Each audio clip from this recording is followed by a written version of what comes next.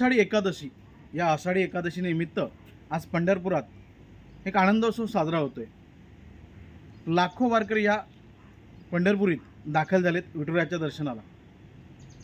आपण जर पाहिलं तर या वारकऱ्यांसाठी आजचा दिवस म्हणजे सोन्याहून फार मोठा असतो।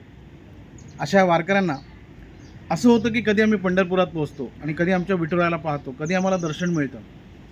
मात्र याच वारीसाठी अनेक भाविकांना काही अडचणी आल्यानंतर जायला मिळत नाही किंवा इच्छा असूनही जाता येत नाही। या वारकऱ्यांसाठी मात्र जिजाऊची 2 पावलं पुढे सरकली आहेत। जिजाऊचे निलेजी सांबरे यांनी ह्या वारकऱ्यांसाठी, ज्या वारकऱ्यांना आर्थिक अडचण असेल, ज्या वारकऱ्यांना जाण्याची वेळ नसेल किंवा काही अडचणी असतील, त्यांच्यासाठी चक्क जवळपास 300 बस ह्या संपूर्ण ठाणे, पालघर, कोकण, रायगड, रत्नागिरी येथून सेवेत दिल्या।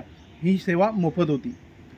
मोफत म्हटलं तर एवढंच नव्हे तर बस देऊन एस.टी. महामंडळाची बस उपलब्ध करून वारकऱ्यांसाठी त्यांच्या ठिकाणावरून तर पंढरपुरापर्यंत सर्व जी व्यवस्था, त्यामध्ये पाणी असेल, अन्न असेल, राहण्याची व्यवस्था असेल, ही सर्व काळजी घेऊन त्यांच्या सुरक्षेची देखील काळजी घेतली।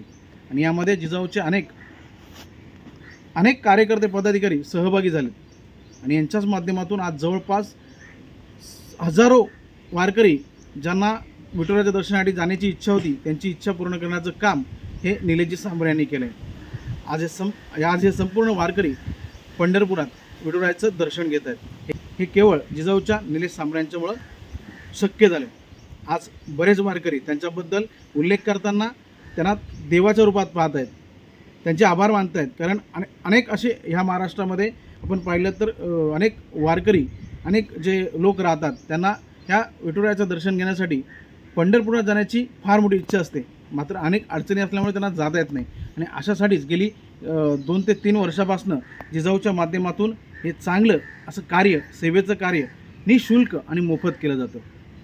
मोठ्या उदात्त हेतूने निलेश सांबरे यांनी हे कार्य हाती घेतले आणि नक्कीच या कार्याला एक चांगली प्रेरणा मिळाली। आज आपण पाहिला तर असंख्य जनसमुदाय हा त्यांच्यासोबत आज पंढरपुरात दाखल